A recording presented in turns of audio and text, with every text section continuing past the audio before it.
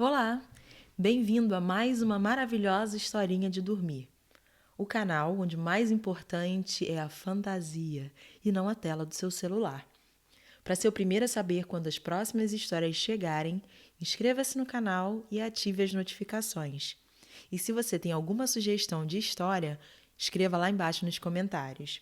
Agora vamos lá, que lá vem mais uma história.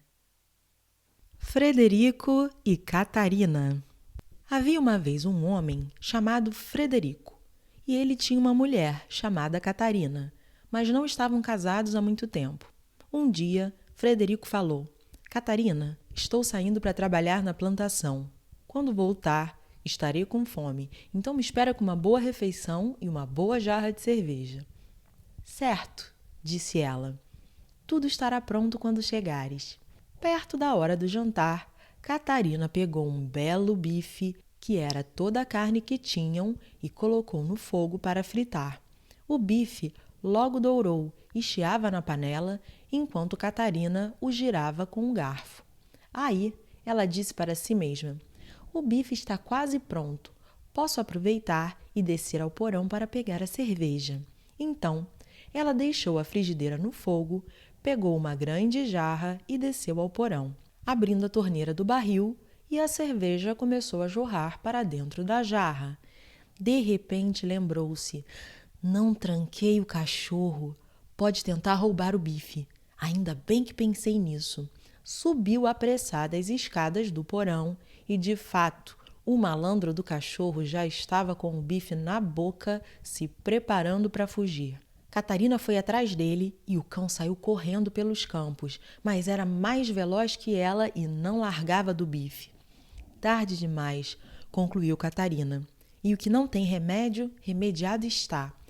Voltou para casa, mas como havia corrido um bom pedaço e estava cansada, andou lentamente para descansar. Durante todo esse tempo, a cerveja tinha ficado correndo, pois Catarina não fechara a torneira.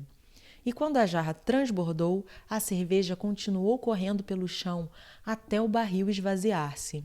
Ao chegar perto da escada do porão, Catarina viu o que tinha acontecido. Minha nossa! Exclamou. O que farei para Frederico não ver o chão todo molhado? Pensou e acabou lembrando de uma saca de farinha comprada na última feira. Se salpicasse o chão com a farinha, esta absorveria toda a cerveja. Que sorte, pensou. Termos guardado essa farinha, farei bom uso dela. Foi buscar a saca, mas ao colocá-la na mesa para abri-la, esbarrou na jarra, entornando o resto de cerveja que tinha pelo chão. Ai, é sempre assim. Quando um vai, o outro vai atrás. Espalhou então a farinha por todo o porão e ficou bem satisfeita com a sua esperteza, dizendo: Como tudo parece limpo e arrumado! Ao meio-dia, Frederico chegou em casa. Então, mulher, o que temos para comer? Ah, Frederico, ela respondeu, estava fritando teu bife, mas enquanto desci para pegar a cerveja, o cachorro o roubou. E enquanto persegui o cachorro, o barril se esvaziou. E quando fui secar a cerveja com a farinha da saca, entornei a jarra, mas o porão está agora bem seco e parece tão limpo. Catarina, Catarina, ele disse, como pudeste? Por que deixaste o bife fritando e a cerveja jorrando e desperdiçaste a farinha? Ora, Frederico, ela respondeu, não sabia que não devia. Tu é que devias ter me dito antes para não o fazer. O marido pensou consigo mesmo. Se é assim que minha mulher cuida das coisas, devo ficar de olhos bem abertos. Ora, ele tinha uma boa quantidade de ouro em casa, portanto disse a Catarina, que belos botões amarelos! Vou guardá-los em uma caixa e enterrá-los no quintal, mas jamais chegues perto ou mexas nele. Não, Frederico, ela garantiu, isso eu jamais farei. Logo que ele saiu, apareceram os vendedores ambulantes com pratos e travessas de barro e perguntaram se ela desejava comprar algo. Puxa, adoraria, disse ela, mas não tenho dinheiro. Se aceitassem botões amarelos, Aí sim poderíamos negociar. Botões amarelos? Repetiram. Queremos dar uma olhada. Estão no jardim. É só cavar onde eu disser, que serão encontrados, mas eu não posso deles me aproximar. E os malandros foram. E quando descobriram o que eram os botões amarelos, levaram todos, deixando em troca muitos pratos e travessas. Ela os espalhou como enfeite por toda a casa, e quando Frederico retornou, perguntou: O que andou fazendo, Catarina? Olha só, comprei tudo isso com seus botões amarelos, mas nem cheguei perto deles. Foram os vendedores que os cavaram. Mulher, mulher, gemeu Frederico. Que bela asneira fizeste!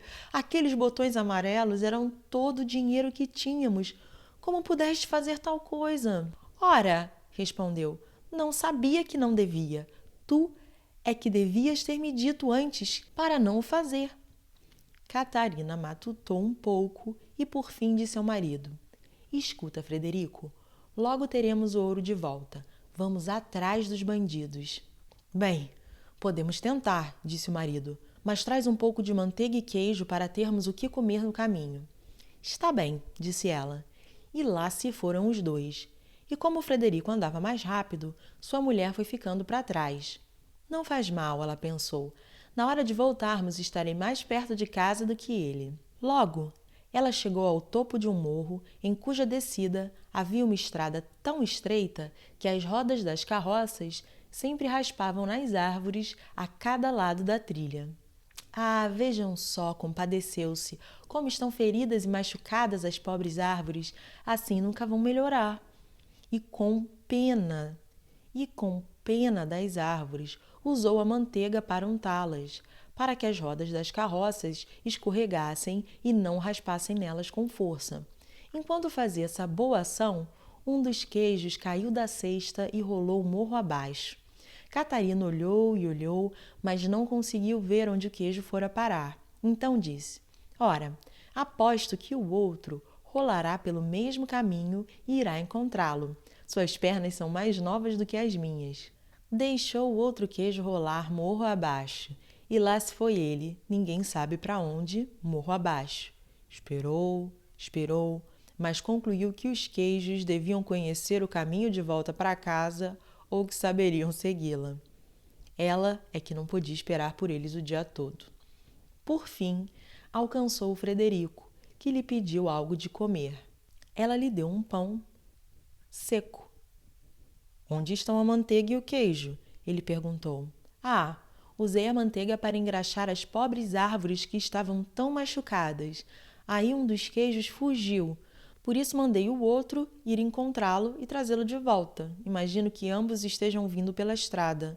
Que boba és fazendo tantas tolices, recriminou o marido. Como podes falar assim? Tenho certeza que nunca me disseste para não os fazer. Comeram juntos o pão seco e Frederico disse: Catarina, espero que tenhas trancado a porta de casa ao sairmos.